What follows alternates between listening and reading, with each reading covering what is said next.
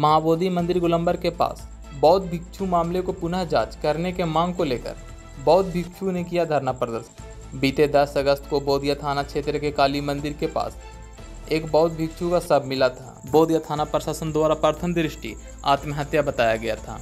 बीते कई दिन बाद शुक्रवार को बोधिया के सभी बौद्ध भिक्षु संघ द्वारा बौद्ध भिक्षु मामले को दोबारा जांच करने को लेकर धरना प्रदर्शन किया।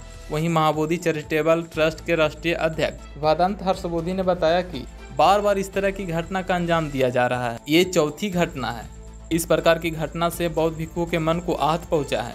ये आत्महत्या नहीं है, साजिश के तहत इस घटना का अंजाम दिया गया है। ये हत्या है। प्रशासन इस घटना को पुनः जांच करे ताकि इस घटना का हकीकत क्या है पता चल सके, क्योंकि बोधिया एक पवित्र स्थल है। यहाँ इस प्रकार की घटना होना अपने आप में निंदनीय है। आज का ये दिवसीय रास्ता प्रदर्शन इसलिए रखा गया है कि 10 तारीख को एक बेल्जियम के भिक्षुओं का जो शव मिला था काली मंदिर के बाजू में, तो पेपर में भी आया, पुलिस प्रशासन के द्वारा इंक्वायरी हो गई और पेपर में पढ़ने को मिलता है कि आत्महत्या की गई है। तो हमको लग रहा है कि बार बार इसी तरह घटना को अंजाम दिया जा रहा है। ये चौथी घटना है बोधगया में। इसके पूर्व भी 3 बार हुआ, ये चौथी घटना है। तो इस घटना से सारे बोधगया में जो भी भिक्षु है उनको आहत पहुंचा है, उनका मन दुखी हुआ है। और बोधगया जैसे पवित्र स्थान पर इस तरह की घटना का होना अपने आप में एक निंदनीय है, क्योंकि बौद्धों की शांति का संदेश देने वाली जगह पवित्र भूमि है। और ऐसी जगह पर भिक्षु आत्महत्या करने के लिए थोड़ी ना आएगा बेल्जियम से। तो हमारा ये मानना है प्रशासन के कि इस तरह से बार बार घटना को अंजाम दिया जा रहा है और आत्महत्या का नाम दिया जा रहा है। तो हमारा मानना है कि आत्महत्या नहीं है, हत्या की गई है और हत्या के पीछे साजिश है। अगर वो आदमी मरने के लिए मरता तो बेल्जियम से इधर मरने के लिए नहीं आता। 2-4 दिन पहले हमको सूत्र के द्वारा किसी भिक्षु से बातचीत की, वो अच्छा था, बुद्धिज्म में इंटरेस्ट रखता था, पढ़ा, धर्म के अंदर अच्छा ज्ञान था, शांति भाव था, मैत्री थी, ध्यान करता था और कुछ रूम के लिए 2-3 से इधर उधर घूम रहा था, ऐसा प्रतीत होता। हमारा मानना है कि उनके साथ में रहने वाले जिन्होंने चिवर दिया जिन्होंने उनको क्यों चिवर दिया, ऐसे तमाम लोगों को पूछताछ करके ये न्याय देना चाहिए कि भाई इसके पीछे क्या साजिश है। अभी छोटा सा धार की टहनी है और ज़मीन पैर लगे हुए हैं, तो इससे संभव होता है कि फांसी लगने वाला आदमी छड़काया होगा, हिला होगा, डुला होगा, तो कुछ भी नहीं हुआ। तो ये तो इससे प्रतीत होता है, कई आजू बाजू के कई लोग ऐसे कह रहे हैं, तमाम सादी सीधी महिलाएं बोल रही कि ये भत्ते जी का आत्महत्या नहीं, ये हत्या की गई है और हत्या करने के बाद लटकाया गया है। अब ये पेपर में आ रहा है कि आत्महत्या है।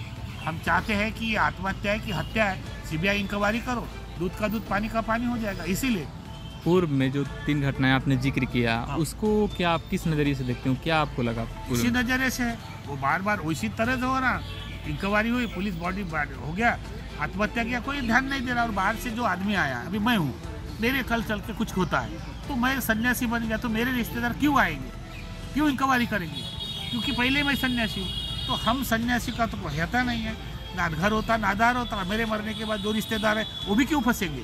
जैसे अभी हमको पुलिस प्रशासन के माध्यम से, पेपर के माध्यम से पता चला कि उन्होंने उनके बेल्जियम में उनके रिश्तेदार से शव लेने के लिए कांटेक्ट किया, तो उन्होंने मना कर दिया।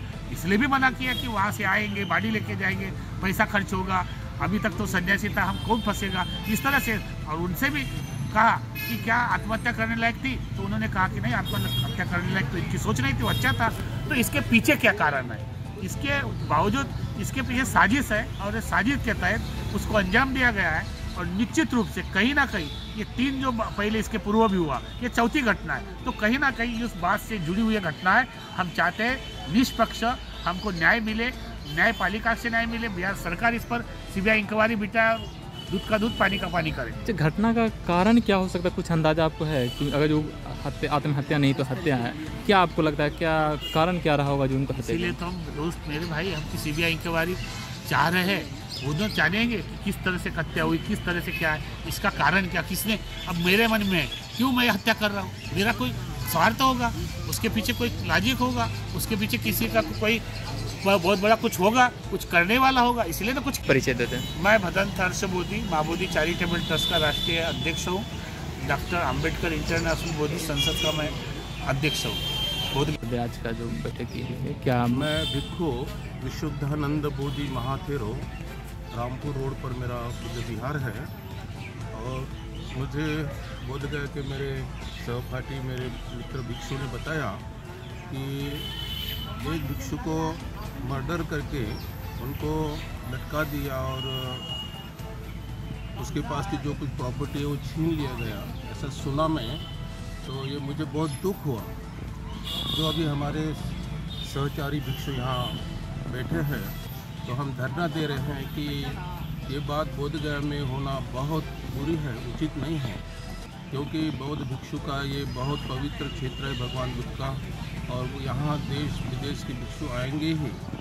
तो इस तरह से जो कुछ घटना घटी है उसका अच्छा तरह से पुलिस डिपार्टमेंट की ओर से और कोई डिपार्टमेंट की ओर से इसका सब कुछ बाहर निकाला जाए और लोगों के सामने लाया जाए कि ये जो घटना घटी है वो कड़ी से कड़ी सज़ा मिले कि दोबारा ऐसी घटना ना हो बोधगया में। हाँ, अपना परिचय दे दें। अपना परिचय दे दें। मेरा नाम भिक्खु विशुद्धानंद बोधि महाथेरो बोधगया के रामपुर रोड के महुआबाद में रहता हूँ, वहाँ मेरा अच्छा भाई है।